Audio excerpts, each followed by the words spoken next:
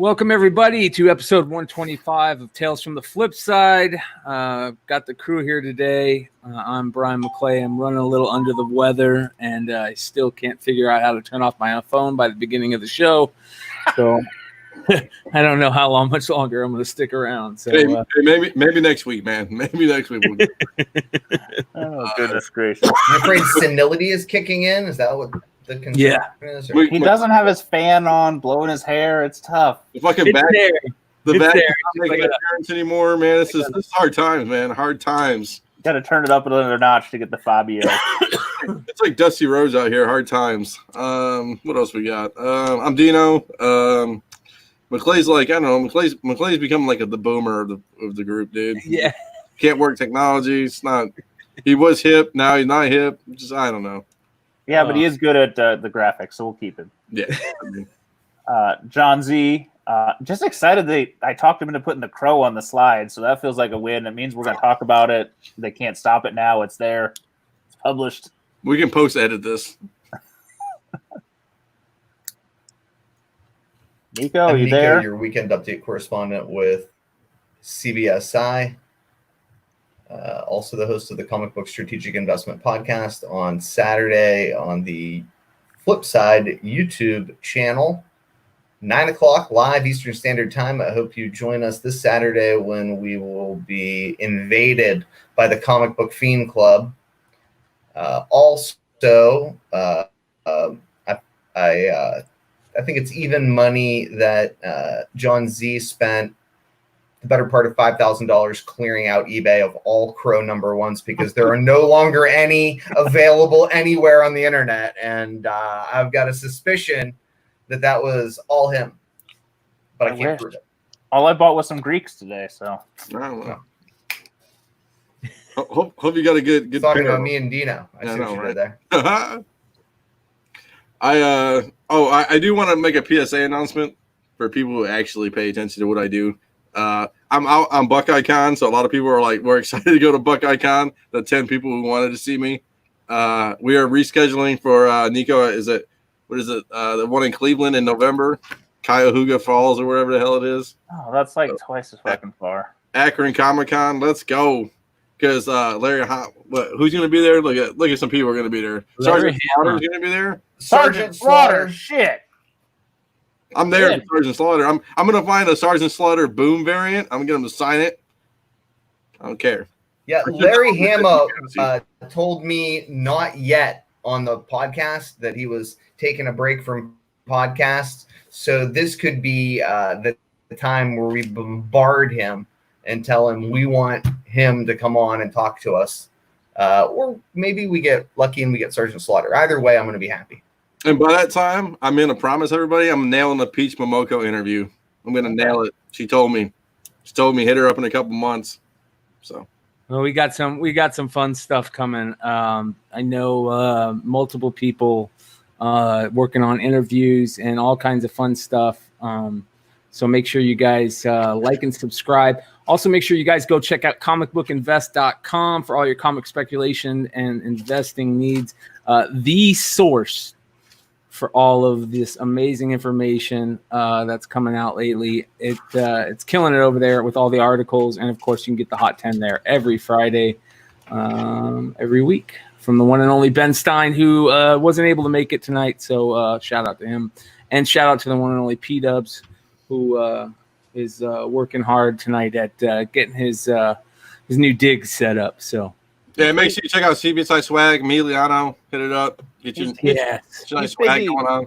He's busy making problems for us to share with us. Emiliano's. I love Emiliano on his Facebook because it's all about pizza. I know. My man just makes me happy, pizza, man. Just call him Papa Romano's out here, Papa John out here. He makes me happy from his Facebook, man. He's one of those guys that I make sure I don't mute, or I watch. Your brother's getting a little defensive about calling Sergeant Slaughter sad, dude. He is a legend. He was in G.I. And he was in G.I. Joe, yes. That makes him an extra legend. That's right. He's like, as the Mr. Stone Cold Steve Austin, global icon and national treasure. He's a giant out here, bro. So. Oh man, have you guys been at any shops lately over the last week? I know Nico's out there scoring all the Star Wars books. I went. I was pathetic, and I picked up 3 Duke Nukems. That was my win. My shop. So my shop's going straight auctions now. They're not letting anybody in the building. They don't have any new comics anymore. You got to order them and pick them up or something. And they order like, so say there's like, we'll say like 30 comics, right? We'll say like 10 Marvel, 10 DC, and 5 indie or 10 indie or whatever it is. Dude, they have like 3 comics out now. It's like, dude, they order like 3 copies of anything, so you're never gonna get an incentive variant. So it's a sad day over in the wonderful world of Michigan. So it's always sad in Michigan. I can't be a Wednesday warrior, man. I mean, not like I had enough time, or even with this whole COVID thing. I might have been able to do it during COVID, but it's just I can't. I don't know, man. It's weird. It's weird times. Yeah, it is. That's for sure. Let's see here, news this week. What's news? That is any like crazy news that's going on? That's just nuts. I've been so out of it, man. All right, I'll start it out. Do it. Oh boy, you want to just do it? Just do it, damn it! Just say it, and let's get it over with. I'm not talking the Crow yet. I'm not gonna do it. I'm saving it. It does appear Spider-Man 3 is supposed to start filming soon, September. So that's good. Get some spec probably rolling there once production starts. Yep. Probably we should be watching what's fucking disappearing now, because I think the production teams now are so far ahead of the rest of us that it's ridiculous. I was thinking about that the other day. Not to go off on a complete other tangent, but I was watching I hate to say it, but I'm being pulled back into the World of Warcraft universe because they got a new expansion coming out, and I've been like watching all the cool expansion videos. And every time they put out a new expansion and put out all these cool expansion videos, and everybody's getting excited about all the lore and everything that's coming, it just pulls me back in. But one of the things that I've been doing is watching, like what people think are coming in the new expansion. And it made me realize, just like movies, the production teams that are putting out these video games are coming up with this shit years ago. So these ideas that seem fresh and new were 4 years ago or 3 years ago ideas. So you can't even imagine to think about what's coming, what they're talking about now that's going to be out in 4 years from now. So they work on a weird freaking timeline, man. I'm surprised that a lot of them, including movies, are able to get away with that so much, because everything changes so quick. Well, I just think there's so many people in the loop now, where before, nobody was paying attention to comics, and they blow up at the movie now. That stuff's cleared out so quick that there's insiders upon insiders that are buying all the stuff before our insiders get it, before we even think about it. It's a whole new game. So. Yeah, it is. All right, Spider-Man 3. What's going on with that? I mean, do we know what the storyline is going to be out? All that stuff. We don't know any of that stuff, do we? I don't think there's I think it's kind of a. Go ahead. I'm sorry. I think it's kind of a tenuous claim, right? So there was a production grid. Daniel Richtman reported, Daniel RPK, that they'll start shooting in September. I don't know that any of that's accurate.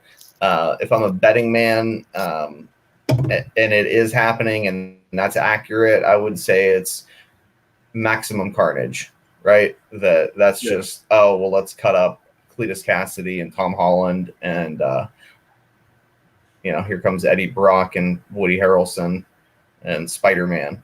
That would be great. It would be intense. If they updated the story. I mean, the story, if you read it, is honestly back hindsight's terrible. I mean, we read it. It'll be cool. I don't know that there's a lot of spec value to it, though. And we all love Carnage, but the story itself is dog shit. Yeah. So they got to be bringing Venom, the symbiotes, into the MCU somehow, and I don't see them not doing it. I mean, not doing Spider-Man, where they bring those. With everything that's going on in comics now, with all the Null stuff, we know that they're going to be bringing. They have to be bringing him to the MCU. In order to bring him to the MCU, they got to bring in the symbiotes, right? Well, here's the question though. Like Spider-Man movies are basically controlled by Marvel, and Venom and Carnage are not on the table in that deal right now, unless Sony wants them on the table. They're their own entities. You know, Spider-Man and a couple of characters, you know, Aunt May and a few others were put into the deal to, you know, cross over the Avengers and all that stuff. But I don't think all those other characters are there. I think if it happens, that may not be a Spider-Man primary movie. It might be a Venom movie with Spider-Man, you know? I'm okay with that. Just because of rights and money and shit, why would Sony give up what arguably is their premier storyline? You know, there's some others. There's Kraven's Last Hunt and some of that stuff. But I mean, a serious storyline, that, you know, that's one of the big ones that you can't afford to toast. I can't believe I didn't think about that. Everybody's talking about Kraven's Last Hunt, right? I mean, they've been talking about that for a while. Yeah, but Kraven's supposed to be getting his own movie. To be, yeah. I mean, and again, it's just kind of like sheer conjecture at this point for me. I think it's as probable that it's a Sinister Six story as it is a Venom and Carnage story, as it is that all of the Miles Morales hubbub has little to do with Black Lives Matter and everything to do with a couple producers saying, oh, you cast Miles Morales, they're going to do the Spider-Men story on the big screen, and they go out and, you know, bought 20 Ultimate Fallout 4, 9/8 and shot the book through the ceiling. I mean, it would be hard for me to kind of speculate. It's hard to me to imagine a Spider-Men movie with Tom Holland, though, because he's got to become the mentor, and he's not ready to be the mentor yet. At least, unless something have to all grow up. Things would have to happen real quick, because I mean, he's a high school kid still. So unless he's got to be in his 20s now. Well, you got to flash forward it, right? Though. Yeah, but you got to flash forward. I think is what he's saying. But he's still the same timeline. Kid. Yeah, but I don't know. I would be great. Buddy. I'm hesitant of it. I would think you need a few more stories under our belt with Tom Holland and see him suffer a bit. Well, and that's why people who I'm friends with that are smart about comics say, like, I'm going to be 60 before Miles Morales fits in the MCU timeline. That's why I think, like, I'm going to be taking Geritol. Like, I'm not going to invest money in that book, and I'm, you know. But Miles Morales is not an MCU deal. He is not in their deal. It's going to be a Sony property, and I think Sony, if they were going to do it, just fucking do his own story and leave Peter Parker out of it. Just do it independent. Which would be very interesting, right? I don't think you could do that. That would be. Well, you can do it, but I don't. You can say 10 years. You would have to introduce the SpiderVerse. Oh, yeah, I mean, you'd have to introduce the SpiderVerse, and you'd have to have an older Parker, right, in a different continuity, fast forwarded in time, it's almost and it resolves that issue. It has to be like into the Spider-Verse almost. You know how like Miles, you know, but Tom Holland needs to be 30 and not. Okay. You know what I'm saying? I'm going to shoot it otherwise. Do they even need Peter Parker in his origin? Well, a lot of people don't like his origin. In comics, he's in his origin. They've told the Spider-Verse story. Why tell that again? Yeah. Why can't he just... A lot of people don't like his origin. Why can't he They don't like Miles' origin. They love Miles, but they hate the origin. I think what you're saying like makes a lot of sense to a lot of readers. Spin it off, an entirely different Spider-Man, an entirely different universe. Ignore the Peter Parker part of it. Peter Parker never existed, and I am Spider-Man. Forget the legacy shit, and I'm my own character. Because everybody likes the mentor. I mean, it's like, you know, I mean, even Batman, Ra's al Ghul was Batman's mentor until he turned. You know what I'm saying? I mean, they're not going to do a turn with Peter Parker, but I mean, SpiderGwen can't be his mentor. No, because she's got to be his love interest. Yeah, I'm just saying, there's ways they can do it. I get it. I think the issue is Tom Holland is MCU, and it's so strongly tied to their universe, they're gonna like not let shit get fucked up on that Spider-Man. Yeah, but Sony owns the rights to all this other shit, and they can do what they want. And they don't have any fucking say of the Marvel fucking Yeah, head. I didn't think about that. They could bring Garfield or Toby, call Toby up and get him up on the, you know. I love it. So I didn't think we'd spend that much time on that, but it's interesting shit. Yeah. Well, here's So, a moving perfect right along. clue. There you go. And Peter Parker should be the old man Bruce Wayne mentor like Batman Beyond. The Batman Beyond news is getting kind of hot and heavy. Dude, that's like $1,000, man. It's Say that again. 9.8 for Batman Beyond, or like $1,000 right now. Wow. Yeah, they doubled overnight. But there's a perfect example. I mean, and I've heard rumors that they signed Keaton to a multi-picture deal, right? And he's supposed to kind of play like the older, that mentor role to somebody in that 5-picture deal. That would work. I mean, that's cool with me. At least Michael Keaton's a great actor. I mean, it's not like it's not Val Kilmer or George Clooney or something like that where it's just terrible. At least they picked the right Batman to do it. I remember hearing something about that, but I think that might have been just rumors, right? Yeah, it was just rumors. Yeah, because Craven was supposed to be. It was a rumor. There's a lot. I mean, they've thrown every character that I've never heard about. How many Sony movies are in development with Spider-Man characters? A dozen. Yeah. I think it also depends on what Morbius does, right? If this Morbius movie, depending on what we see in the Morbius movie, it could set up everything else for the future. I mean, Madam Web. Yeah, I also think that. Well, people think that Madam Web is code. Yeah, people think that Madam Web is code for Miles Morales, and that Jackpot is code for SpiderGwen. And to suggest otherwise makes Sony seem like fucking ridiculous, right? They didn't do Lizard, did they? They haven't done Lizard yet, have they? Yeah, he was in the first I can't remember Garfield. I mean, they fucked up that. They fucked up that origin. That was a shit show of an origin. Dude, they fucked it up. Well, they fucked it up having So the other Batman. Go ahead. I'm sorry. The other Batman news is the Three Jokers story finally is coming out. For the record, when Justice League 50 hit newsstands, I wasn't collecting comics. That's great. Like I had taken a pause from comics. That was at the end of New 52. I was like, I'm gonna bow out. I stayed out for years, like 5 years, and then I got back in comics. And now, finally, after I've been back for like 2 more years, it's like, oh, let's try to wrap that story up. Hey. Yeah, that story would have been awesome to freaking hit, and they just they let Batman get fucking cold because fucking they did a shit show on him in most of the Rebirth. Well, they fucked everything up on Batman, the whole world, everything. I like that him and Selena are together. I've always liked that, but they really fucking fucked that whole storyline up. There goes monetization on all the fucks we've said now. Yeah, that storyline was god awful. Hey, we're at $28, man. Okay. Yeah. The three Jokers sounds awesome though.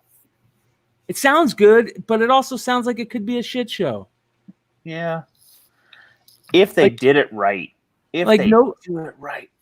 Nobody is on. It seems like they're on the same page. Even the animated ones, like that Japanese one, was terrible. It just, I don't know, man. It just, and the problem too is like, do you do another do you just blow it all up again thing? And it's just, how many times you need to blow it up? It's like, I mean, the problem with Batman Adventures is it's such a high set, as animation goes and stuff like that no one's ever going to be able to replicate that. It's like the old X-Men with Claremont and stuff. It's just, it's hard to, Yeah, we had it really good with Snyder and Capullo for a long time, and I agree. I think Tom King's shit is garbage. I think Tynion's stuff right now isn't that good either. So I don't like this whole punchline stuff.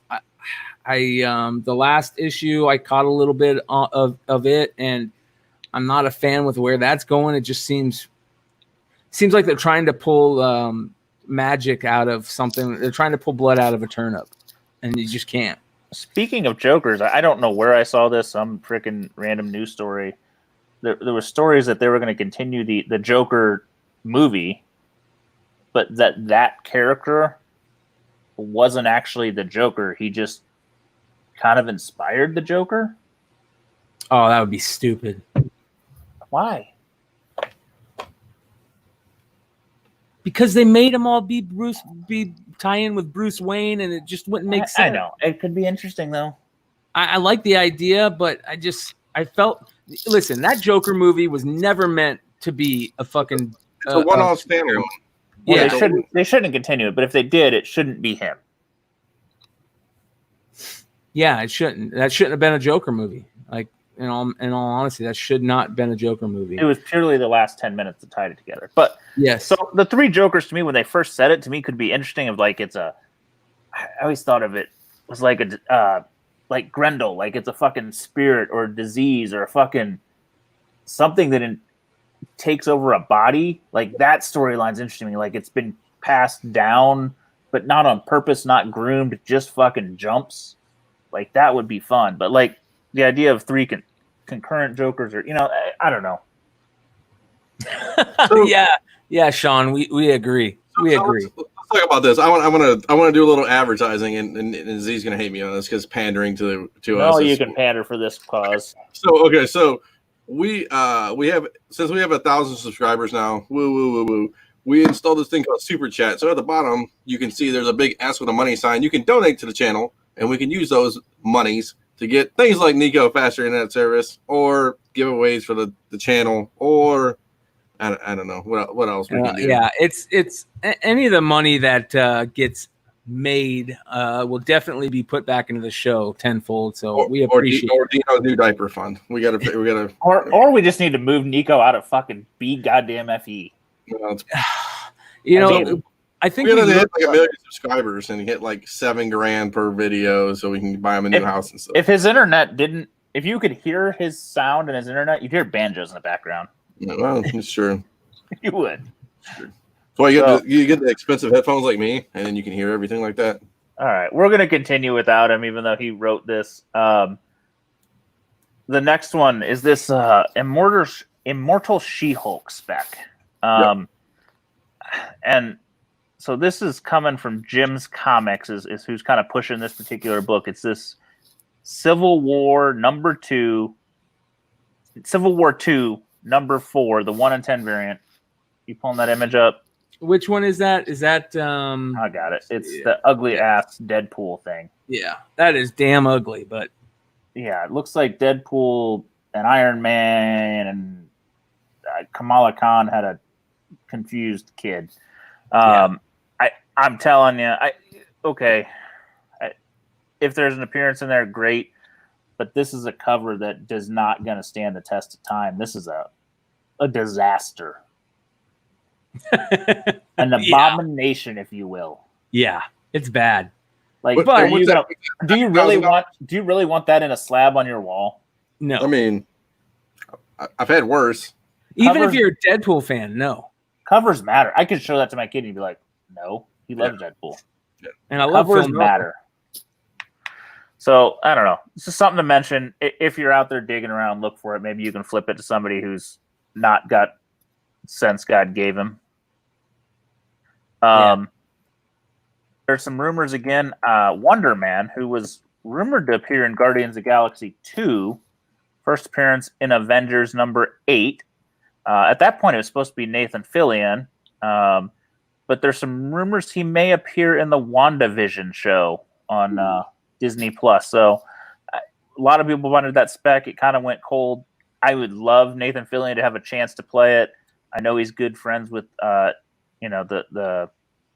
Guardians crew, so it'd be fun. I don't know if there's spec value, but it would be fun to see. When's the show dropping? I got Disney Plus. What's funny about Disney Plus is, I mean, the kid's not old enough yet where I look at it every day, but it's like I don't look for it for like 2 months at a time or a month at a time. I don't know when it's going to drop. I got to figure that out.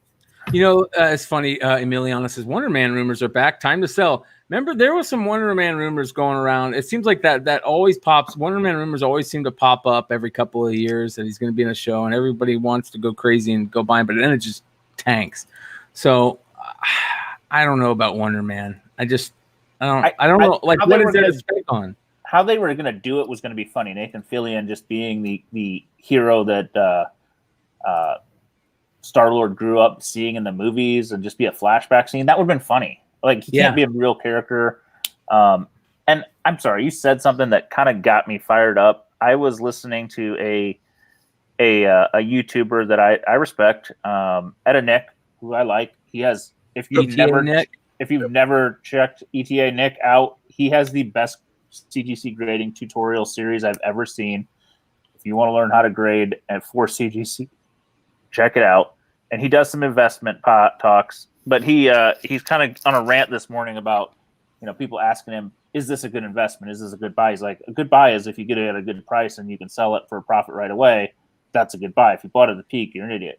He happens to throw top 10 lists in I'm not going to give you a top 10 list because, there's people trying to sell you shit all the time. If you're using the top 10 list to tell you what to buy, you're already behind the curve. I mean, the top 10 list is telling you what's selling, and you should be listing or bare minimum going to find it cheap to list. It's not the time to buy in on that property. That property is high for a while. Maybe it goes up again, but it's going to be a year or two for the next wave of information to go out. So treat the top 10 list as this is something I probably should be considered selling for the most part. Not everything. I mean, there's some Miles stuff. I wouldn't buy it 2 weeks ago, like we said, because it's dropped a little bit, but buy it now and maybe in 2 years it's up higher, but don't treat it as every book on there is a buy it today. This is what the market's doing. Take a look. Maybe you've got a pile of them that you forgot about. So. Yep. That's a good point, man. Speculation. It's not speculation. Like you said, how do I say it? It's, it's like going to the movie theater and watching a movie. It's like you're speculating. It's you already seen the ad and you're preparing. That's where your speculation is. The movie, like when you're in the movie theater at the seat, dude, you're already late. You know what I'm saying? Like you already committed to it, and that's I guess I got to figure out a better example. Like you should be 3 steps ahead of everybody. Kind of, if you're gonna believe in a spec, like say this book. Say you believe in this book, you should buy 20 of these books at $1 or $2 or $10, whatever, say it's a $10 book all day. You buy 20 of them at $200, and you sit on them for a year or two or whatever. It's just having the initial investment of, if you're going to go big on something, like it's not bad going big on something. You just, how much money you're going to waste on going big on something, right? I mean, yeah, I think that's the key, right? Is you always got to make sure you're buying as small as possible, especially in comics. If you plan, there he is. If you plan on speccing, you really have to. If you're planning on making money in the spec game, you have to be very diligent on buying low, because you'll never win the spec game at buying at prices. If a book is selling for 20, you needed to be in on that at $2 a piece or $3 a piece. You know what I mean? Because you want to, I don't know. There's just something about. And what's the profit margin? Like we talked about this, and I'm sure we talked about this many times. Like my profit margin, I know guys who are Wednesday Warriors who flip a $5 book for $10. That's not my thing of a profit margin. Like I got to double my money on something. If it's $20, I'm going to sell it for 50. At least I feel better about it. You know what I'm saying? Yeah, and it's a sliding scale. The only like when I say I want to double up, I mean I want to double up on a $500 purchase. Yeah. I don't want to double up on a $20 purchase. I want to quadruple. Well, there's just too many fees. There's too much risk. There's too many losses. Well, and that brings up a good point too. Not everybody is as fortunate as most people, which I get that. Not too many people have a $500, laying around and stuff like that. DJ, that's funny. But it's at the end of the day, it's just trying to figure out what we want to do. It's like you got to have a plan. It's a business plan, right? You got to have a business plan of what you want to do, and then you got to execute it. Well, JJ Maxwell, you're right. Some people buy to collect. Hey, Rag718, I saw you. Martinsburg, what's up? I'm coming up. JJ, some people do buy it. They do buy to collect, but don't buy the book off the list when it's on the list, man. That's so if you're buying books off the list, unless it's a Stein article where it's like a good example is, and there's not too many of them. It was that what was that Spike Lee books that one day was like going for like $50 and then all of a sudden it went for $250. If they're like $50 and 100 books, I might buy them because they might double again. But if they're ultimate example is what we just talked about, right? The Three Jokers book was like $250. I remember people were like, "This is a great book. This is a great book," and I'm like, "Jesus God, don't buy that book for $250. We're already out of your mind." It's down to $50. If you're a Batman nut and you love Batman and you love the Joker, now would not be the worst time to just break down and pay $50 for a high grade copy, roll the dice, try to slab it, get a 9.8 for your collection. All right. But I don't know that it's a $50 buy on a flip. No. Yes, we can. So can we go back to some spec? There was this thing you put about the Black Widow. I'm gonna throw that book up because Mike complained about the image we had up. All right. So what's going on with this one, Nico? I like that cover, and incidentally. All right, so our buddy, our friend, he's a very nice man. His name is, I don't know what his name is, but the character he plays is Rick Mason, and he's going to be a love interest for your girl, Scarlett Johansson, in the forthcoming Black Widow film that everyone has forgot is going to actually be made into a movie, or they no longer care because the spec cycle is now 10 to 15 years ahead of time. Instead of 6 weeks or 6 days, it's like 16 years in the future. But for some reason, nobody seems to care about this, which is he may in fact be, according to, I don't know, 3 out of 4 reports, Taskmaster. And the, again, know-it-alls who claim to have an inside line suggest that this is a done deal and that Taskmaster will be a recurring character because the Thunderbolts is actually going to be a fixture for some period of time in the MCU. So the book to buy is this graphic novel, which is like free. Right now, it's so damn cheap on eBay. It's a pain in the ass in high grade. If you're going to buy them, mid grade or low grade, I would pay nothing for them. If you're going to buy them high grade, it costs a little bit more to slab these magazine size graphic novels, but CGC will do that now, which is a big deal. And I don't think that that's the worst kind of prospective potential flip at this stage of the game. It's cheap. I like cheap. It's a gamble. It's cheap. Yeah, it's a gamble. It's cheap, but there's potential huge upside, right? Yeah. Like, you grab one of these. Like, I picked up a stack of them for $1 a piece in the last, I don't know, 6 months. Some of those were just trash copies, which I will hopefully move with the day of when people realize that this is Taskmaster for more than I should on the eBay. And if I somehow if he somehow gets better internet early enough to still slab, I'll try to grade them. Yeah, I wouldn't slab. Is my internet still? No, you're good, brother. You need to get through this Kamala shit because this is yours. Yeah, this Kamala shit is really good. Next. Here we go.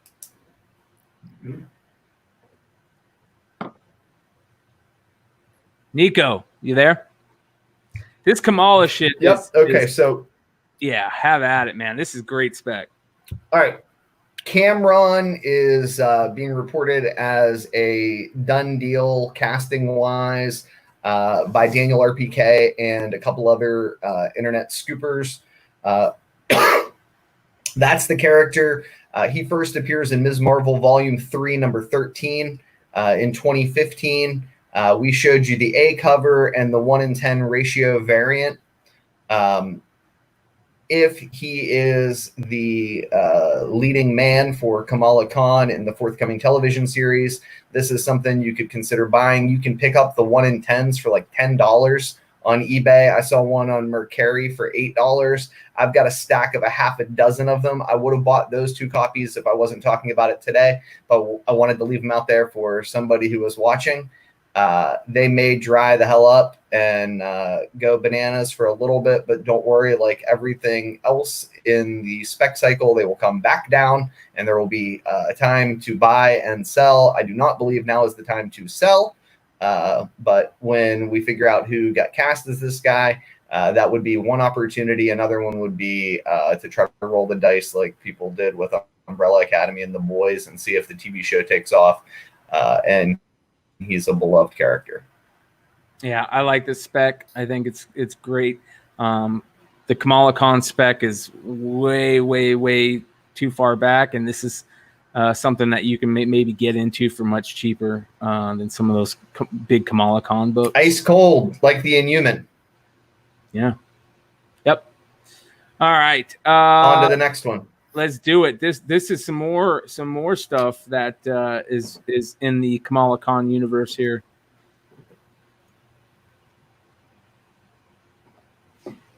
I can't see the picture. Red Dagger. Yes, sir. Red Dagger. Now, Red Dagger was the other character that was reportedly leaked.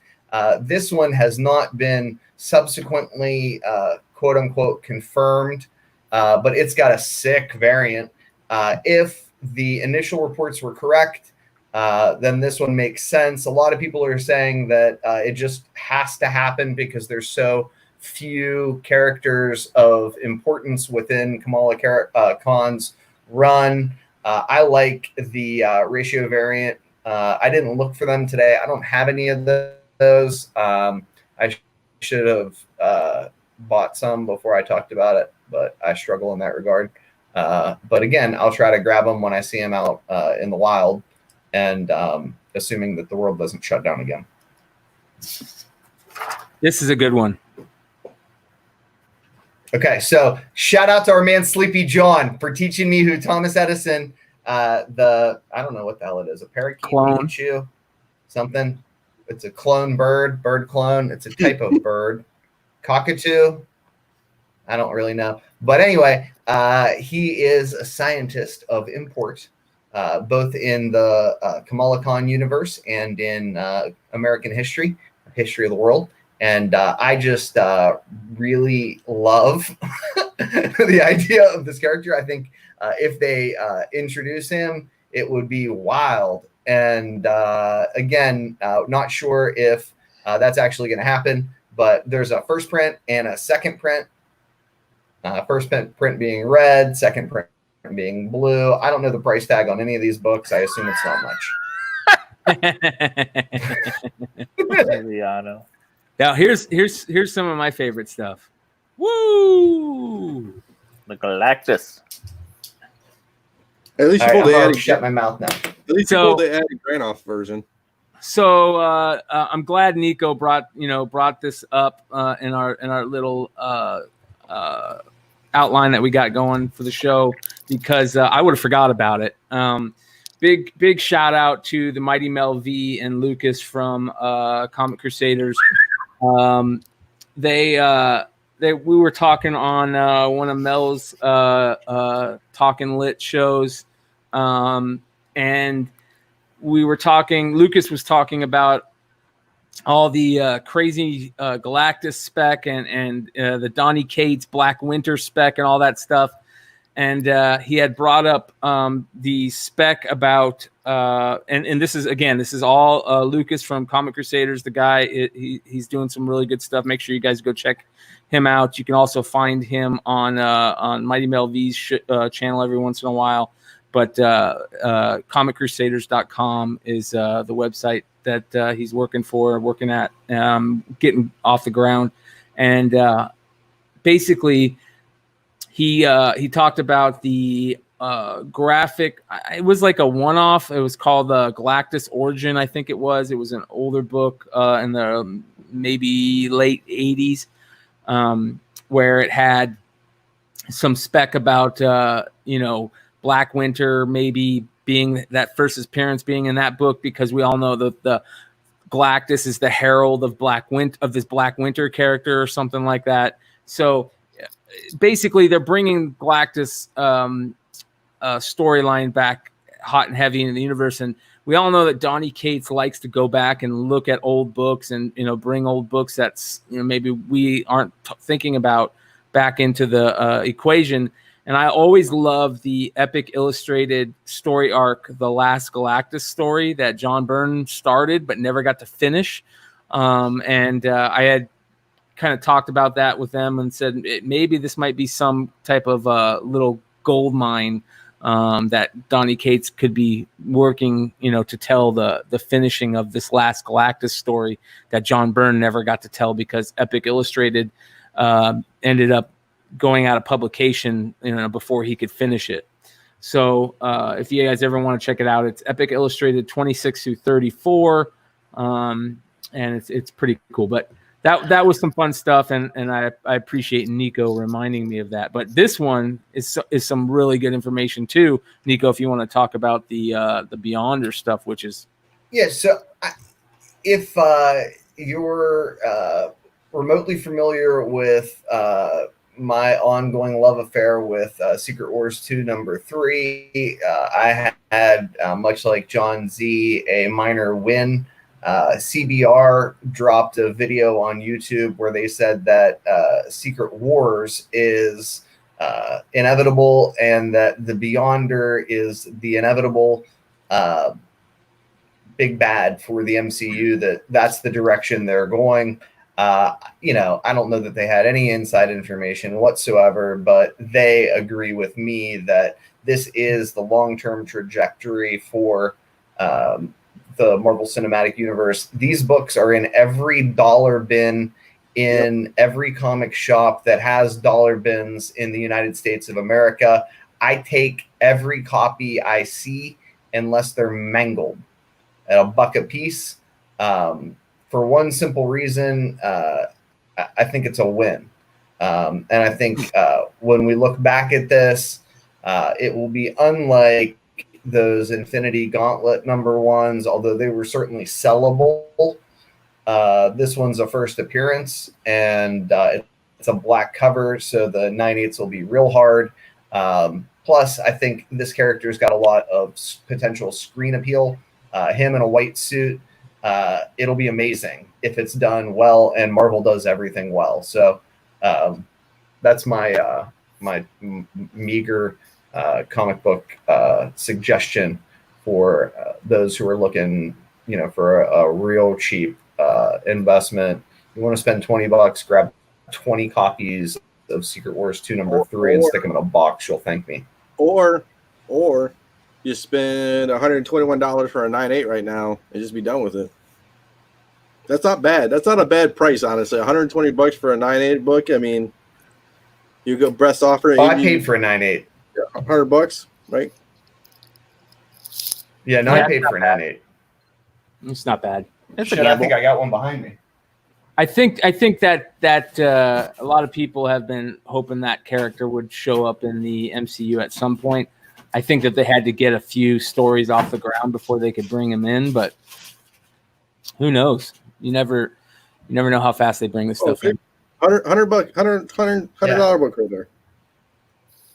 There's worse gambles. Yeah. Absolutely. Let's see here. Do we want to do pickups real quick, or do we want to get into market report? What do we want to do? Let's do the market report quick. Okay. I'll be fast for most of it. No. That was me answering the live chat. Sorry. I have them in order. Yeah. So, if you want to start with. Does the label say first appearance, dude? Since you have it? No. It does not. So he appears as an entity in issue 2, but there's no question in my mind this is the one to grab, right? Black cover, that's where he becomes a person. Yeah. Where do you want to start, Z? They're in order. Start with the Ultimate Fallout. Yeah. All right. So this one is I don't want to say a head scratcher. This market report's sick.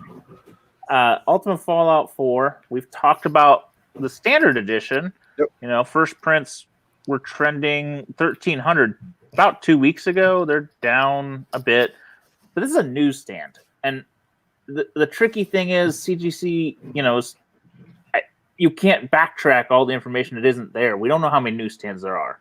They weren't they weren't categorizing it. So we don't know how many of the ones that are done are newsstand. But I gotta think it's rare because I don't see many. But $8,000. I had a question. Does anybody know if it was bagged on the newsstand? No, I don't know. I would imagine not. I think it was. Why would it have a barcode? I think it was.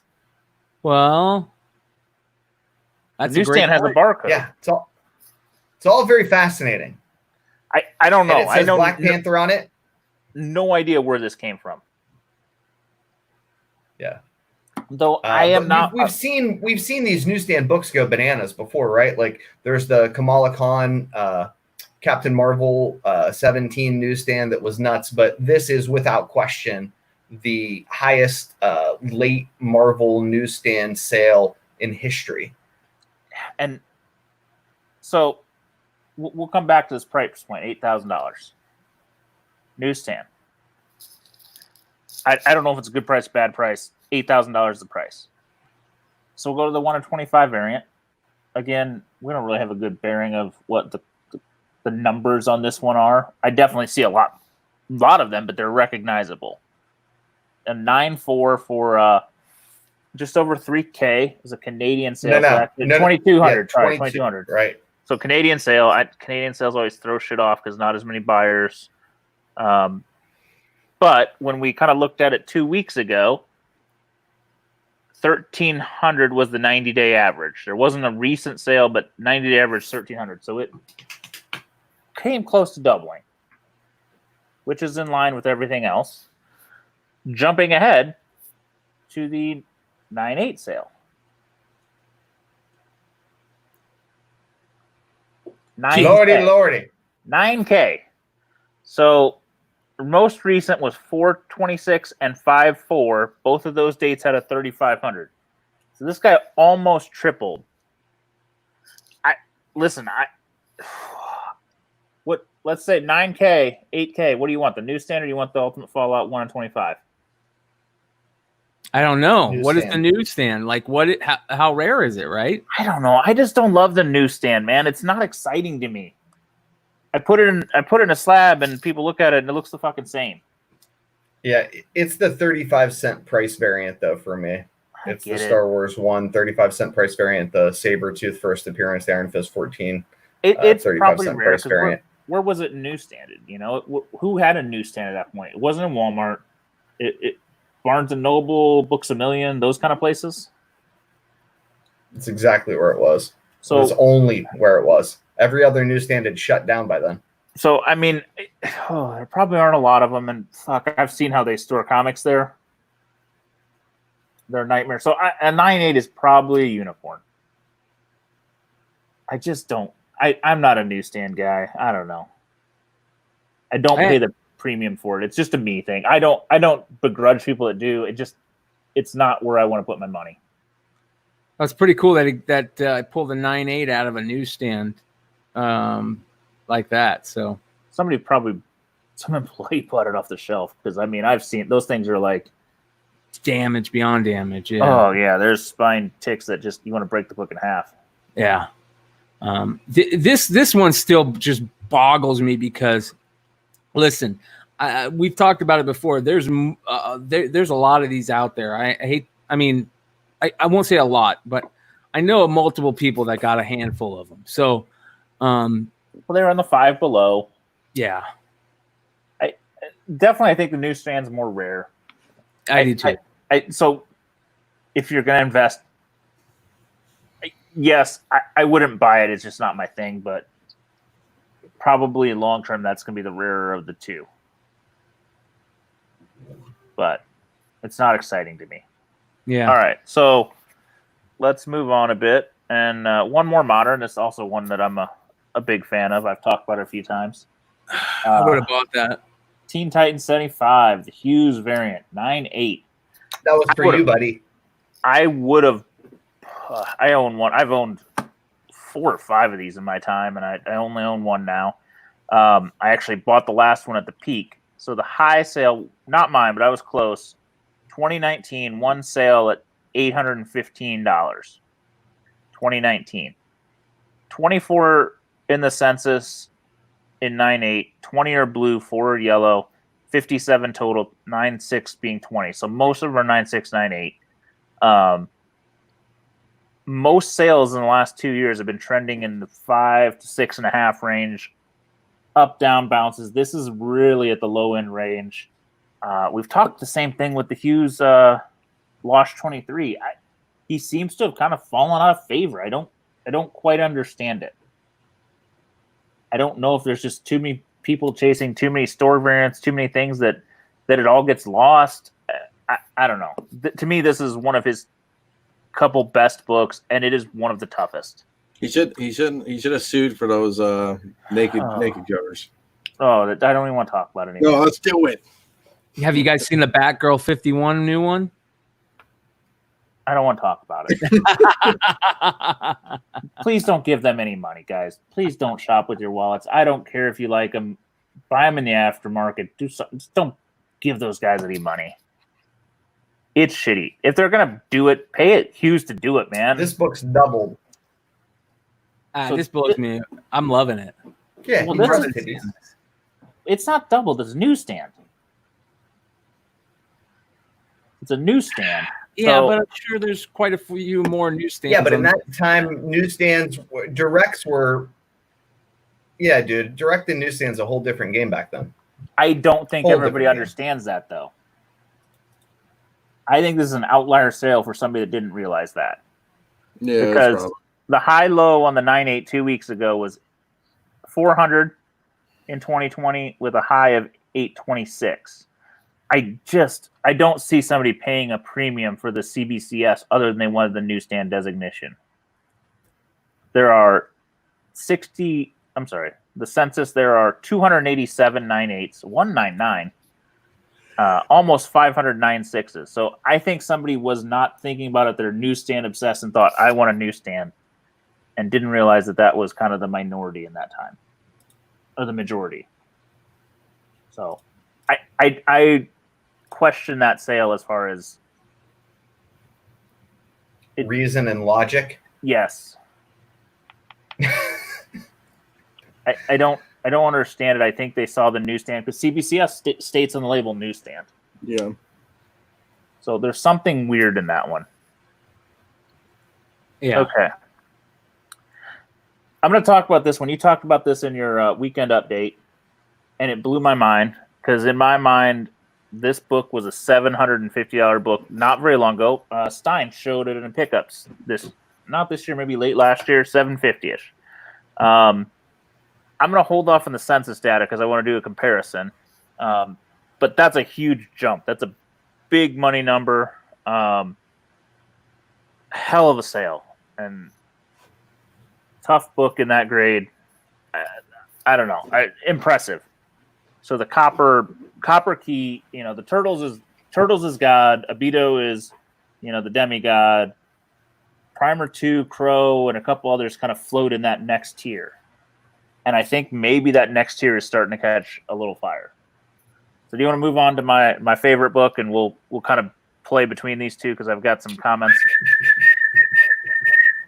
So this sale to me is crazy. I didn't buy it. I swear to God, I haven't bought a copy in 2 years. In the last little bit, let me start backwards. 2019, a 9.4 average sale is 392. 12 months average, 538. 90-day average, 654. And then all of a sudden, 612, 799, 620. The other day, 850. And then this yesterday, $930. If you look at 9.6 sales, in 2020, there are a total of 3 sales, low of 800, high of 900. So it surpassed the 9.6 sales this year. 9.8 has been holding steady the last almost 2 years at around $3,200. Before that, it jumped from about 26 the year before, and then before that was about a $1,200 book. So 9.8, if you got a 9.8 and you're looking to get rid of it, now might be the time to auction it, or 9.6, because I don't know. The numbers are nuts. And a 9.0 sold this month for $650. And do you go to eBay or you go Heritage with it? I mean, is it getting that crazy? I almost would go eBay. Because, listen, I think there's something going on. I don't know if I told these guys about it. I sold the McFarlane variant of the not this run, the later run, the image run. I put a 9.8 for $250, and I'd watch sales. There's not many of them, so it's not unconceivable it jumps, but I bought them at 125. I'd seen one at 150. I'm like, I'll put 250 best offer, see what happens. Somebody bought it within a couple hours and is messaging me, do you have more or any Crow ones? And I'm like, not for sale, thanks. And I'm like, well, that's pretty eager. I'm going to be listing my Crow ones. I got those McFarlane variants. I think you and I were together when I bought them. In the dungeon, yeah. Yeah. But something's going on, and I don't think it's movie news unless it's somebody really high up the chain, because we have a friend that knows something about the Crow and is paying attention, and he doesn't know anything going on. The other scenario, which, could be movie news, could be something else, but the other scenario is these copper books are getting their due. You know what I think it could be? Sorry to cut you off. Bruce, they just did a 30 for 30 for Bruce Lee. Mm-hmm. It was called Lighter Than Water or something like that. Yeah, I just don't know. I'm just saying. I mean, you get Brandon Lee. People are like, "Oh, who's Brandon Lee? It's a Crow." People. Yeah, that's a stretch. Hey. Okay, I'm not saying I'm the man. I'm not Nostradamus here, but I'm just saying. I have a theory that the money always moves to whatever part of the market's low.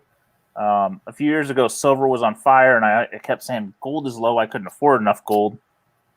Golden Age. And then Golden Age jumped. Moderns are freaking crazy.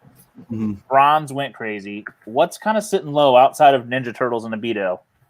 Copper. I think the copper, tide is just rising, and these books had been a little stagnant for a few years. So just comparing censuses, the Crow 1 print run, 10K is a number I've seen a lot. Maybe it's 9, maybe it's 8, maybe it's 12. Somewhere in that ballpark is the Crow 1 print run.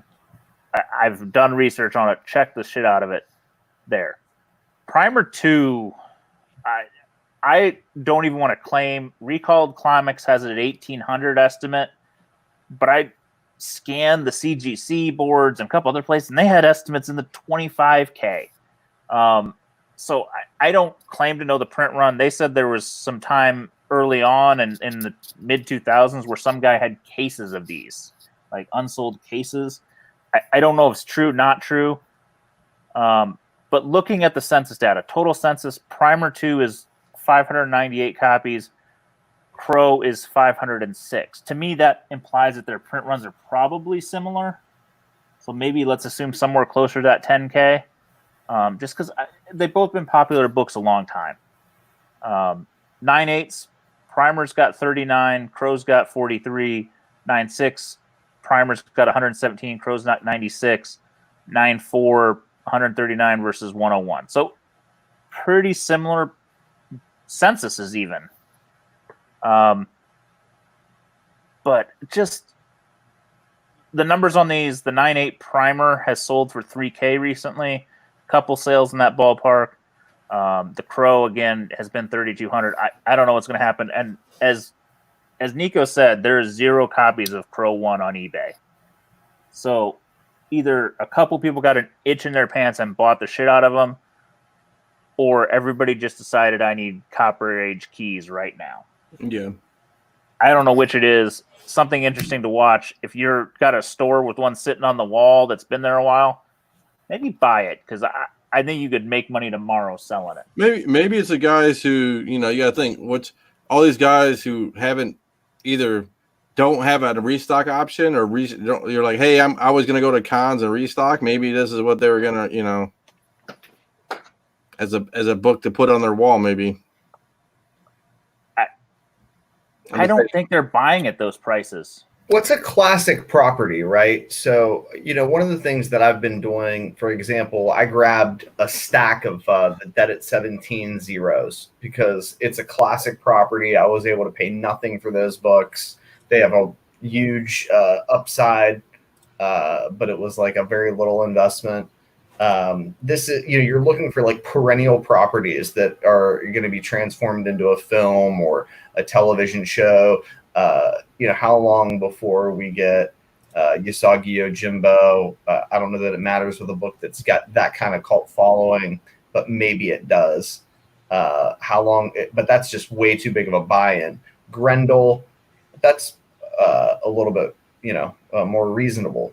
If you're buying in a 9.8, that's a huge buy-in. But if you're trying to get in at the 9.2, 9.4, 9.6, more manageable, and you drive numbers up by buying more than one copy. I mean, it's hard to tell, but it doesn't take too many guys with not that much money. No, they don't really move these kinds of like bigger books. I'm just saying, watch it. Something's going on. It could be market manipulation. It's everything though. It's down. First print, second prints, third prints, high grade, low grade, everything's gone. What about the first appearances? The Caliber Presents edged up a tad, and they had some jumps a couple weeks ago. I think we talked about it on the market report, but they're not bought out. I think people kind of raised their prices on some of them, but these are prices I don't know. I'm not selling any. I'm just saying, watch it. Something's going to happen. Maybe some deep insider has some movie news or TV show news or fucking video game. I don't know what. Just pay attention. Pay attention to the copper market. Something's happening. The Crow video game, that'd be dope. Yeah. That's reasonable. I'm surprised. That would be a great video game series. It's a reasonable thing for PlayStation 5. Yeah. Anyway, shall we move on? Yep. Yes. Sorry, this is my thing. Let me have it. I know you love it. Yeah, I know. I can fill up this wall with just Crow, man. No more Crow talk for like 5 weeks. Fair enough. I got it on the hot 10 list once. Might get on there again because Stein will go, God damn it, Z. All right, this one. This is a book I don't love either, but fuck it, people love it. Special Marvel Edition 15, Shang-Chi. Census data, 99 9/8s, 239 6s, 301 9/4s, 2,650 total graded. Actually, surprisingly low for how many copies of this book are out there. High sale for this book was July of 2019, $5,700. That was right around the movie rumor popping out. 90-day average is 43.88. 12-month average is 42.01. So this book's actually kind of stalling a bit, which is not unreasonable with movie news kind of dying, not much happening, and God knows how far back the MCU is getting pushed back. The reason I put it on was there were a couple set photos that were allegedly leaked today. Basically, the suggestion is that there were some aerial photos that were taken of a site in Australia, and they're arguing that these confirm the rumors about the tournament, that there looks to be like a blood sport 2020 kind of like arena area, like the quest with Jean-Claude Van Damme. Let's go back a ways. So we're gonna go blood sport with Jean-Claude Van Damme and not talk about the fucking quest. Yeah, I like blood sport, but anyway, the issue is like one, nobody's paying attention to these books, just like Black Widow. I think there's going to be some interest here. I don't know where the buy-in is, or else I'd be buying them. I haven't kind of like paid enough attention to that, but it's something to think about.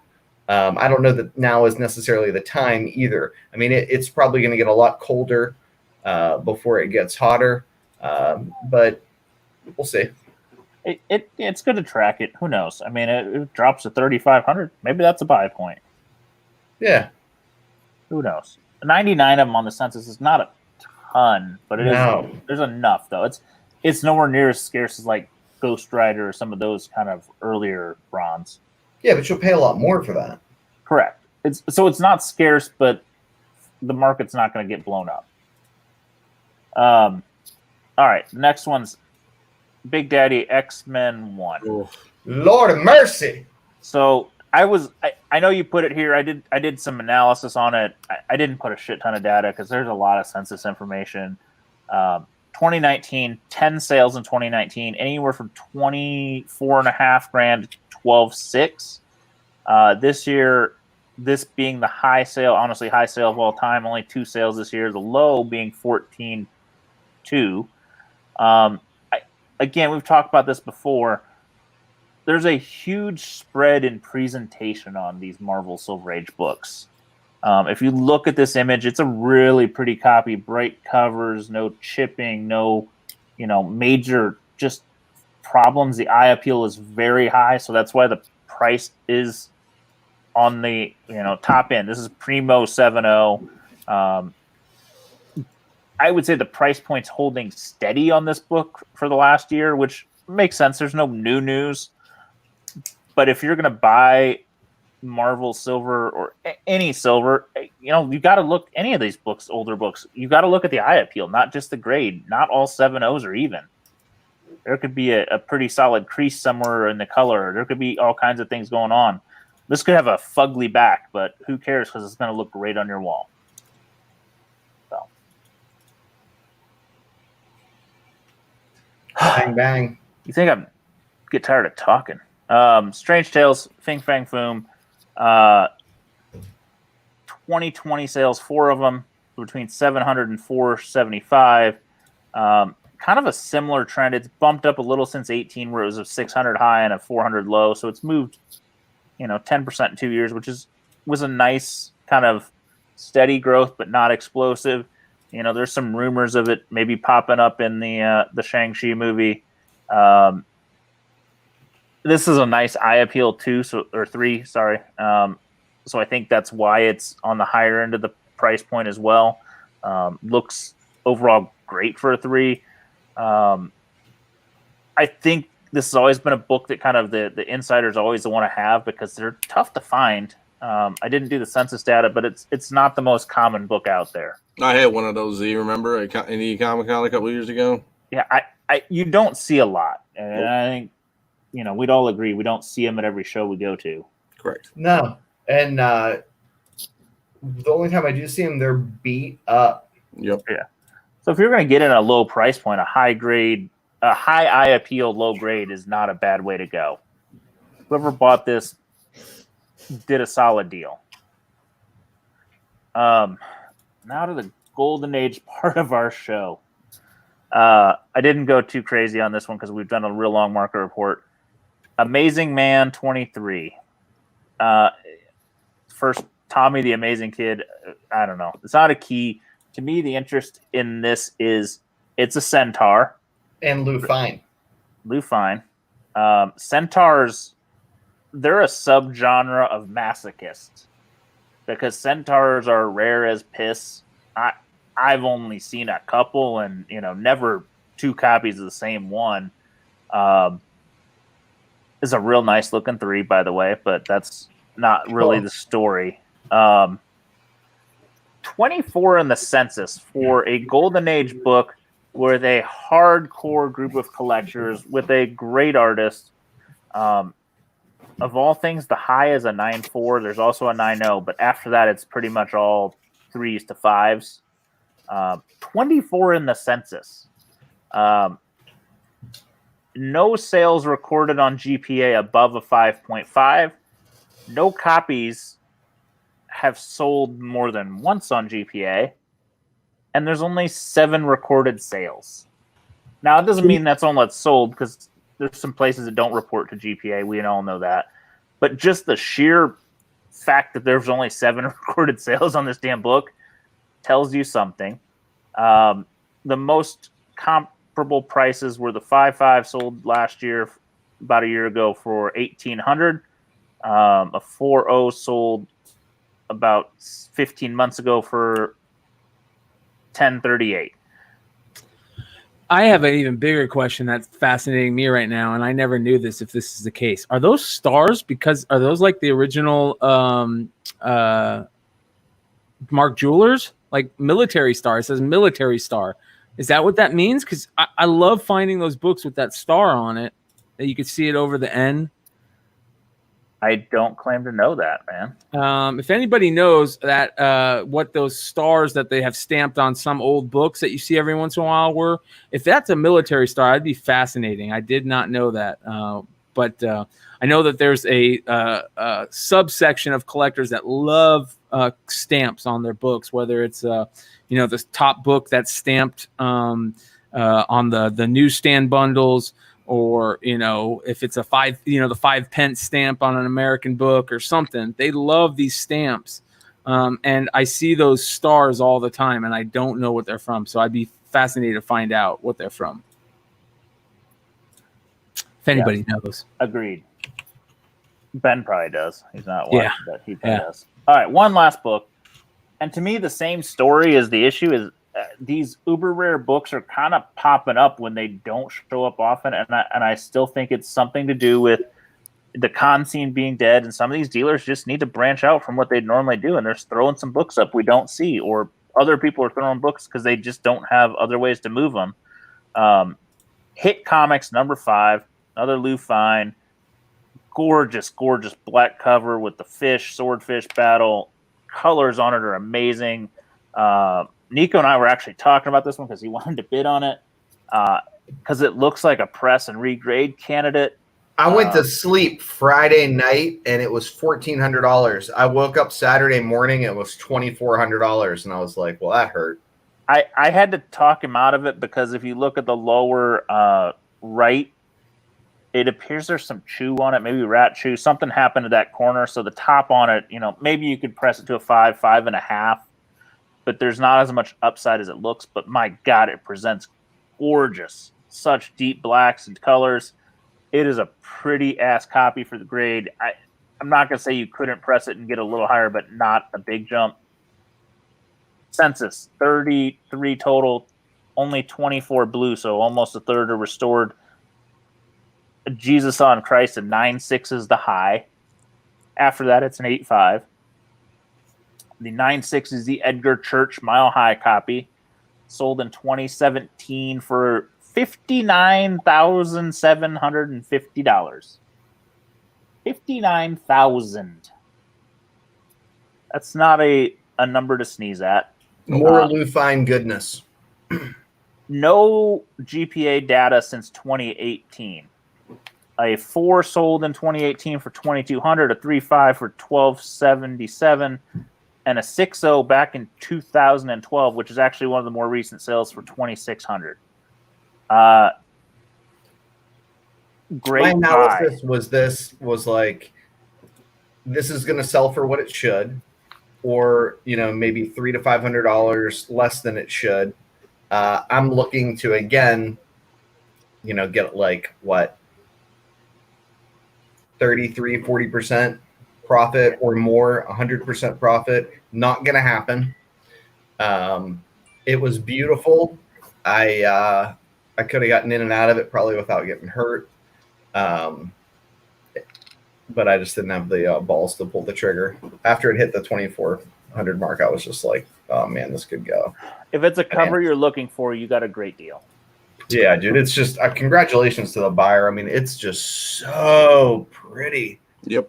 And you never see this book. Like, it's a book I've never seen in person that I was like, oh, if I ever get a chance at that book, I'm not going to be scared. Yeah, I was. Comic Garage made a comment. He said, Bronze Age is stars and stripes on military bases. I'm a military brat, so I have hundreds of Mark Jeweler books. So that's interesting. Yeah, so, and I saw that too. A star stamp usually means they were sold on the military base, probably even at our overseas ones. The cashiers would typically stamp them as a proof the items were paid for. That's freaking cool. I love shit like that. Very cool. Yeah, Nico had another half dozen rare Golden Age books up. I had to cut it shorter. We'd be talking all night, but just man, if you're a Golden Age guy and there's books you never see, make sure they're on your search list, man. They're popping up a little bit now. Yeah, don't just follow the auctions. I mean, there's buy it now opportunities, like just books again that like I haven't seen. Like before I got out of comics, I'd never seen them sold on eBay, and now it's just like, oh, stuff that's traditionally reserved for heritage. Yep. All right. You guys want to get into pickups? You guys have any pickups? I got pickups. Yeah, I got pickups too. What you got? What you got? Oh boy, here we go. So, I bought. So I opened up. I didn't even do it on camera because I'm a piece of shit, but whatever. So I have an optic box that I broke that gave me nothing. So I won't talk about that. You didn't even get any rookies in there. No rookies. I mean, I got rookies, but I didn't get Zion or Ja, so it doesn't matter. Yeah. I bought these in a break. I'll do a little repping. Big C Little T Sports is the guy's name on Instagram. It's a Juan Soto High Tech from 2019 auto. Numbered from 90 out of 99 in the top corner. So I got that out of a break.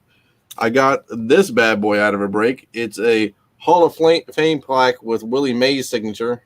That's awesome. Yeah, autograph, authentic. I got number 2. The number 1 was a Cody Bellinger patch auto sign, but he took that, so I left with a Willie Mays Beckett authenticated Hall of Fame kind of plaque kind of thing. So that's cool. You got that, and then the coup de grace. We talked about Bruce Lee, so I bought a Bruce Lee 9.8. It's fucking sick, dude. I know, bro. So it's out of Malibu Comics 94. It has a Mortal Kombat preview in it, and I just think it's a dope cover, man. I mean, chick on a motorcycle and Bruce Lee kicking ass. I mean, you can't beat that. So, and it has that cover. It has Streets of Rage number 3. Oh shit! Streets of Rage 3 on a little promo on the back. On Genesis too. It says Val Mayrick cover. So it's Val Mayrick or whatever. Yeah, that's interesting. That is a sick book, though. I like the Mortal Kombat preview too. I wish I could have seen it, but no, it looks good, man. I mean, it's a true 9.8, man. It's a black cover, kind of black spine or dark spine, I guess you would call it. Yeah. So, and same thing in the back. It's got that old brick, like the old New Mutants 98s that it had. Remember? Yeah. So hard to find. That's dope. Nice. That's all I got so far. I don't think I picked up anything. Let me go through my list of shit I have. I think that's all I got. Sweet. Nice. Z. Oh, it's already to me. Yep. Sorry. Am I the end? No. Oh, you're Want number to be the end? No, it doesn't matter. I don't care. I got a lot, but okay. This is from my friend Robert Fordham. Sent me a crazy ass book. I'm going to cover the naughty bits because there's some nudity. Not that you guys care. This is a flip book from the Danish run of Vimpere, which is half Werewolf by Night, half Ghost Rider in the corner. But how did Marvel let the Ghost Rider appear on a cover with a guy burning a decapitated woman in the cover here, body all cut to pieces, throwing her in the fire? What, like, if the marketing department saw this, what would they do? It's glorious. I mean, glorious cover. I mean, somebody's turning over in their grave. Well, so, yeah, end of the run. They went a little crazy on it. Funny thing is, the Werewolf by Night side is tame, so I don't know what's going on there. I did buy 2 American books this week. Get the fuck out of here. I did. Variants, even. I bought a Static Shock Platinum 9.8. I don't know. Kind of going with the just why not? So You made way worse decisions, so have I. That was a good buy. I actually talked myself into one. I was talking about this last week, and McClay found one that was not under hip hop variant. I picked myself up the one out of 100, all new Inhumans 5 variant. One to have. So whatever. Every once in a while, I talk myself into doing something. I don't usually buy them. This is a pretty cover, and I just remember talking about it when it came out, and I didn't get one, so I decided to get one. I'll go for a minute. This is a country I've not owned a book from, and I got a pair. Classic, spectacular Spidey 101 cover, black and white. Those are pretty. Blue upper writing looks really, really good, really clean. There's no barcode or newsstand or Spidey in the bottom corner, so you kind of get the whole cover. Of all places, Iceland. Ooh. Who the hell knew Iceland published comics? Coy's rolling around right now. Remember, Coy was trying to find a 9.8 of that forever. Not the Iceland version, but the regular version. I've got one, and I think he got one too, and we kind of set the market, and then it's dropped a bit. But gorgeous cover. You kind of see a little more of it. And from what Matt has told me in my Global Comic Safari journey, Iceland is pretty much some of the rarest Copper Age books you're going to find. I mean, I think of the population there. There's just not much there. Wow.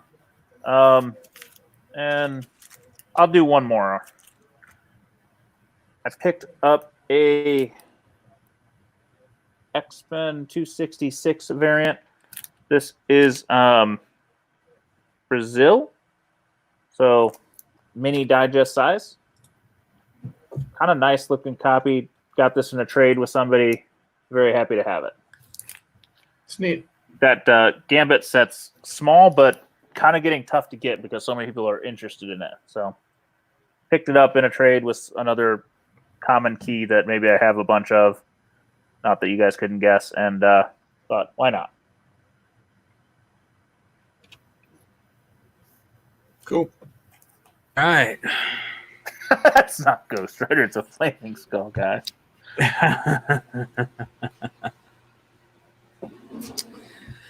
Nico, you're up, brother. What you got going? All right. We talked about this book, I think, last week. I don't know. Who's this? Anybody remember? It was on like a top 10 list or something. Dude. Here's the problem. I couldn't remember which one I was supposed to buy because they had this one. I knew the white one was the good one. And they had this one. And I didn't feel like hustling through a shop real quick, like paying, like, get the hell out of here. And I was just like, to hell with it. I'll buy all three. If it hits, I'll sell all three as a set. This I was happy with. Wait, what's the third number one? What's the second print? What's the third one? There's a third print. Oh, it's a third print. And then, I didn't think I knew there was a third print. That's what it says. I don't know. It's Del Auto. Huh. Well, it's all the battle. I just didn't know there was a third print. Oh, no, in the chat. Sorry.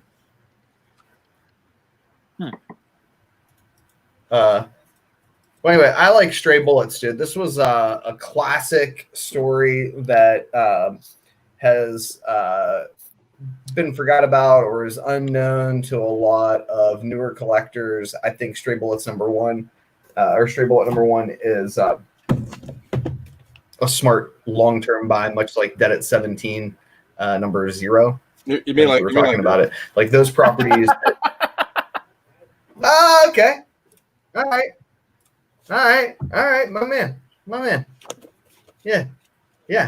All right, so we talked about this one, Z. I can't figure out if they replaced the staples on it or not, because there appears to be something going on under the staple, but it looks gorgy. I paid a really good price for it, so as long I have a hard time believing they'd replace somebody would replace the staples on this. Because this is why I paid for it. In variants. 10 years ago, that book was shit. That's why I paid for it. It was a $20 to $50 book. I gotta take it out of here. Look at this bonehead did putting it in the Mylar. Oh, geez. Like, really? I don't. Really? I think it would be Like, really Mr. Mylar? Really? far-fetched for that to be replaced staples. Nobody would do that nowadays. I don't think so. It's an otherwise nice book if they wouldn't have mangled the corner, dude. I was like, ugh. Got a super nice copy of the Wolfman #1. This book is not hard to find. It is hard to find in high grade. Yeah. So I paid $50 for it, but look how nice this. I'm jealous of that one. Yeah, she's very nice for the buy-in. I will just randomly buy Golden Age pre-code romance books. If I see them and I've never seen them before, winner, chicken dinner, I'll take it. That was like $20. I'll take it. You like this? Oh, you son of a bitch! Hey, how you doing? What did you pay for? I found it in the wild too. $150. It's nice for $150. Desperately needs cleaned and pressed, right? But she'll clean up real nice. For those of you that don't know, on here. That's the original Ghost Rider. Oh, yeah. Carter Slade, original Ghost Rider, Western. All right, so now so now on to my dollar bin scores. I'm a dollar bin bandit, dude. I love dollar bins, and I dig deep. So I went and found dollar bin magazines. Hello, Mr. Keaton. How are you? How have you been? It's nice to meet you. Oh, boy. My name's Nico, and I sell things on the internet when people get excited about them. Oh. You ready? Now, this was just made me happy. Oh, wow. Yeah. You like it? I've heard of it. Is that sick? Comic Book Marketplace. Nice. Yeah, from 1997. I also was able to get this Comic Book Marketplace, right, which has the top 25 Golden Age keys on it. So I can't wait to talk about what the top 25 Golden Age keys were in 1995. Hey, with that beautiful subby cover. I just thought I'd throw this one whenever they bought my my Michael Keaton set. I would give him this just because that freaking Punisher cover's tremendous, but I'd just give it to him a little extra because I try to be nice to the people on the eBay. Now, getting into what I really freaking love. I can't tell which one to save for last. So I'm going to do it. All right. Boom! I love this. This makes me happy. Everybody's excited about these dumb preview books. I paid $1 for this one. This is the Infinity War preview. Go get them, Ron Lim. How you doing? Love it. Makes me happy.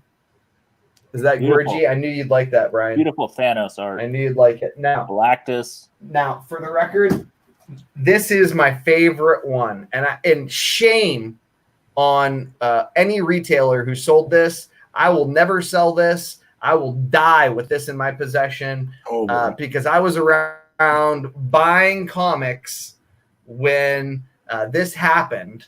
I got the catalog for Superman 75 where it was solicited for $1. Make you holla. Is that amazing? Oh, it makes me so happy.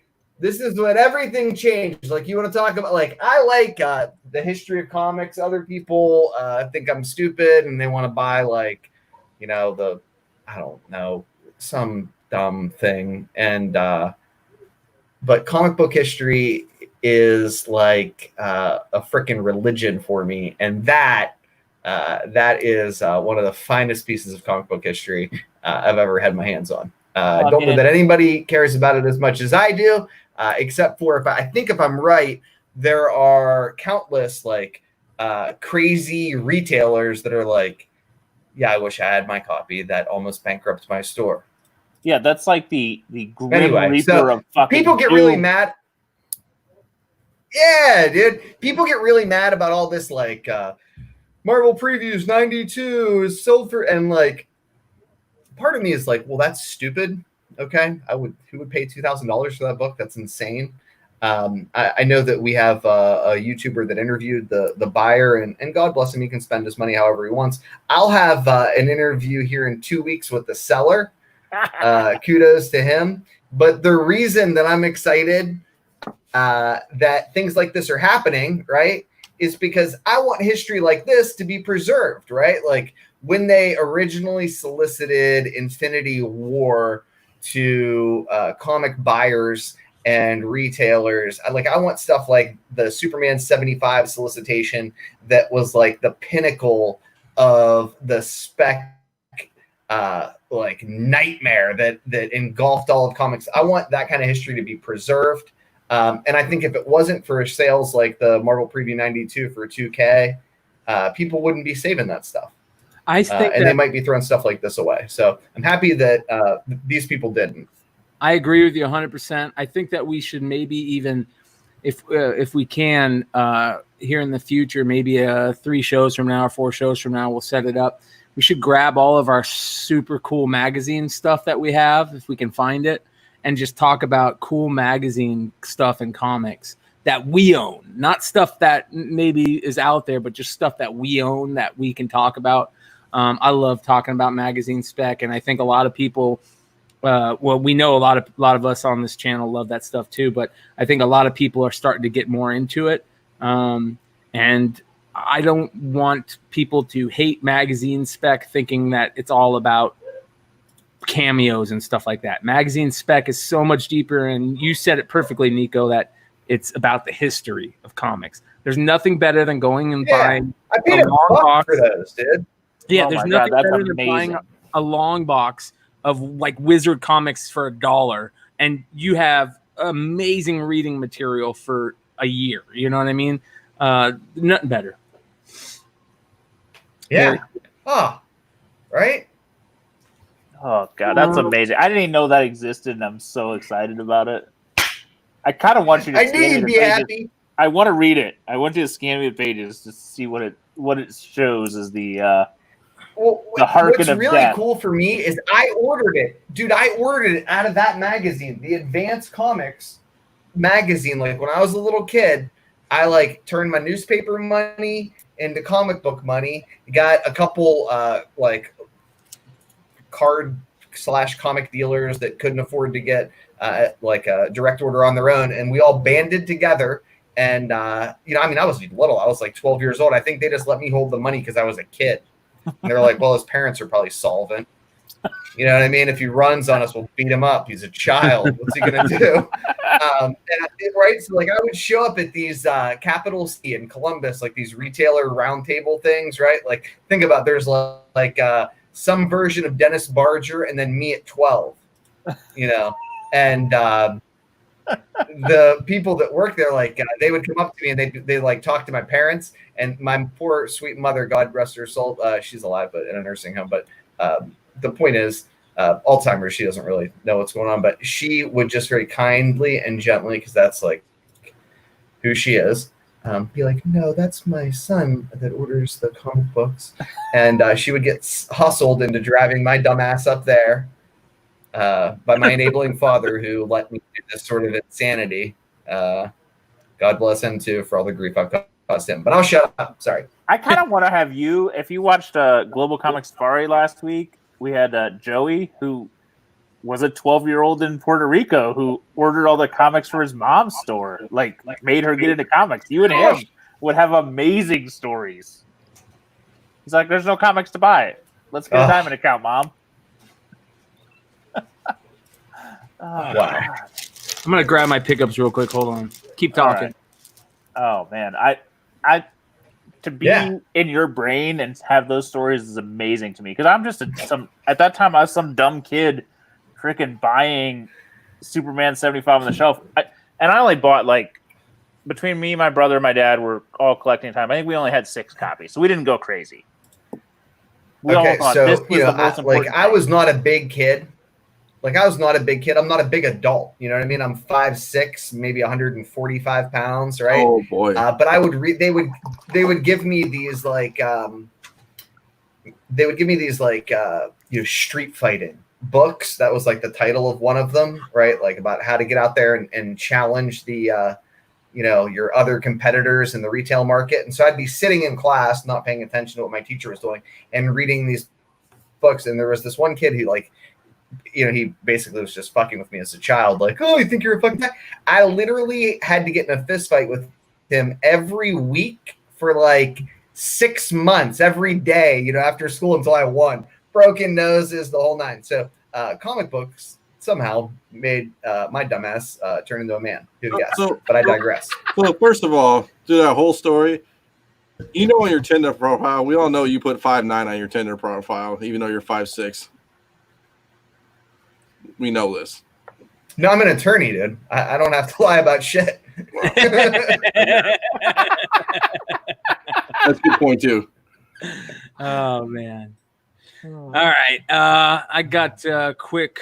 Why are we making fun of Nico? Because we know Bryan does the pictures with the hair blowing in the wind.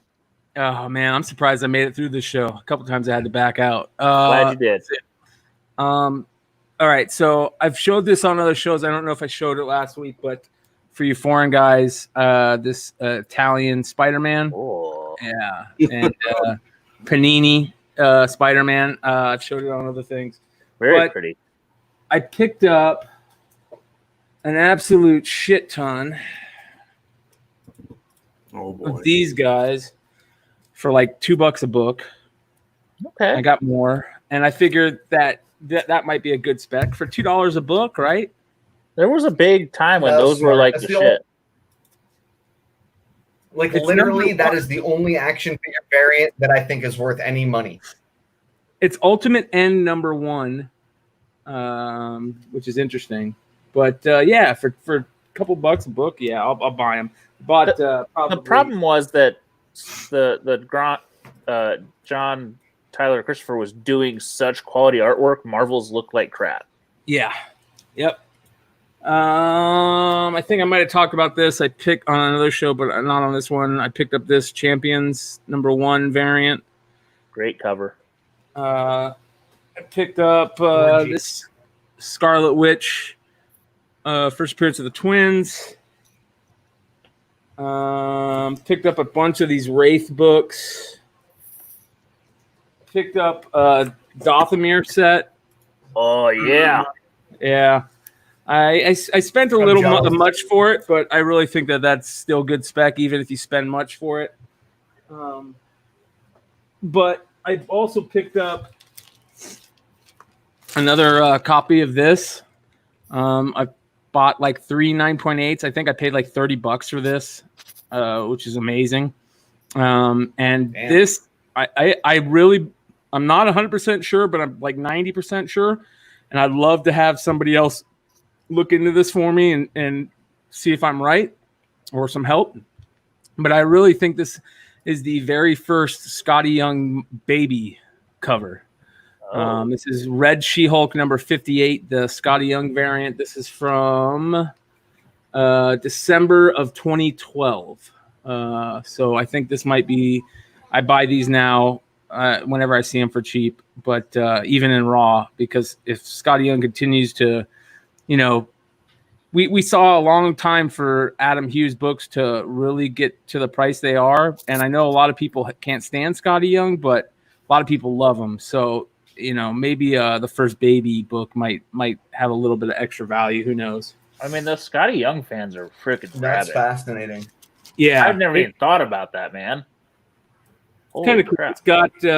It's got Red She-Hulk and Machine Man on the cover, and I don't know, it's pretty cool. What is that from 58? What year is that from? Is that from the Red She-Hulk? 2012. Yeah, 2012. Red She-Hulk #58. It's the same book that has the Horn variant, I think, or the Greg Land variant. Yeah. I picked up. So the only Ghost Rider now, like major key that I don't own is Marvel Spotlight #5. I have like 6, 7 or like 6, 7, 8, 9 of Spotlight and up. I've got the number 1 and 2 of the Ghost Rider series, and then I picked up a bunch of let's see, I picked up 3, 4, 5, 6, 7, and 8. It's a nice run to have. Can't man. go wrong. Yeah, but luckily for me, I definitely did not pay those prices, which are, I think they've got prices of $35 on the cover, 20, 25.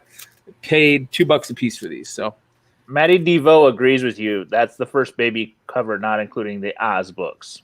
there we go. His first Marvel cover. There we go. Thank you, sir. Picked up in the same most stuff. knowledge is humbling. Yeah, thank you, DeVoe.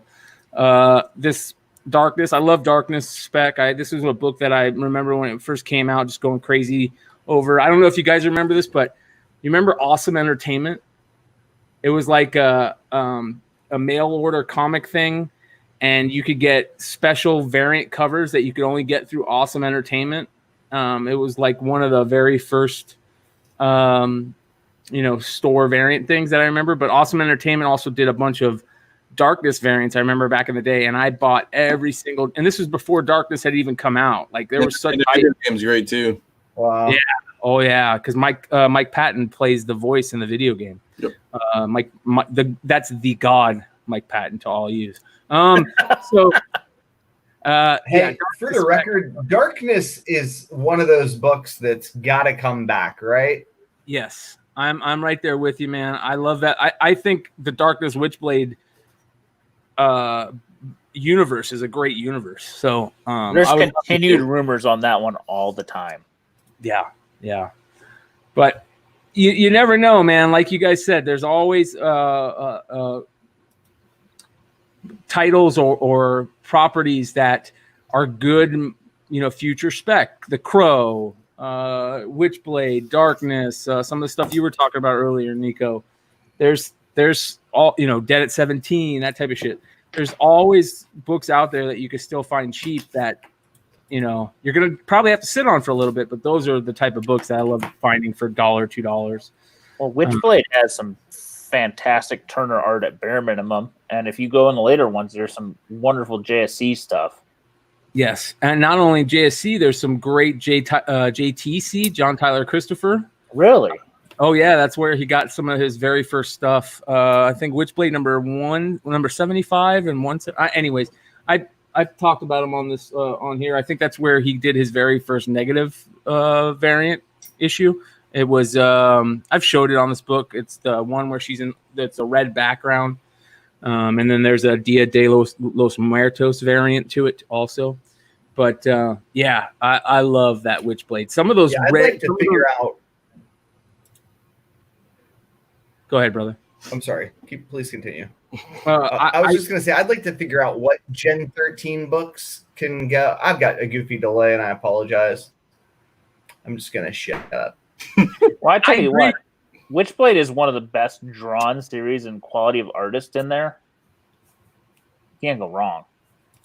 Well, we were talking about it, I think, on maybe the Hot 10 a week ago about how, Michael Turner kind of got eclipsed by some of the other artists that were coming up with him at the time, because unfortunately he passed away, years ago. And people like, J. Scott Campbell and stuff have kind of surpassed him. But his art back then was second to none. I mean, everybody were talking about him like he was the golden child. Nobody surpassed him. Fuck off. I'm with you. Well, I'm with you. If you're going to buy a sketch cover, it's Turner. McFarlane. Or McFarlane. Everybody else, fuck off. Sketch covers are worthless. Jim Lee. Those are the three. Jim Lee, Turner, and McFarlane. Yeah, I'm with you. Yeah, there's some great Gen 13 books. Even in the normal run, there's a beautiful white cover with I forget the character's name. She's the younger girl with the short cut. But there's a white cover in the original Gen 13 series that's like number 7 or 8, where it's just her standing and it's an all white background. That's a beautiful cover. There's some great Gen 13 stuff. Fairchild covers galore, JSC, early JSC Fairchild covers. where the poses are all the poses we see now that started on those Gen 13 covers. So yeah, here's a funny one. Sean Blair talks about this one, Divine Right by Jim Lee. That was another book that was big in Awesome Entertainment back in the day that they were touting around the same time, but that Divine Right just fell flat. It really did. And Danger Girl. And I'd love to see Danger Girl take off again. I don't have the Ruby Red variant. It was always way out of my price range for a modern book back in the day. And one of these days, I'm going to shut my mouth and hopefully sneak one, but maybe not. I'm with you. There's some really good Danger Girl spec on some Wizard magazines that they did where they issued the first appearance of Danger Girl, little flip books in there and stuff. So I'm a fan of that stuff. So I think all of us then. Sean Blair, hold that thing. That thing one day is gonna pop. That gold 9.8. Yes. Yeah, I agree. All right, gentlemen. Anything else you can think of this week? What do we got coming up this? We've got the smartest viewers. Yeah, I mean, you guys have been killing it. We really appreciate it, especially the chat. The chat's been great. We got to figure out.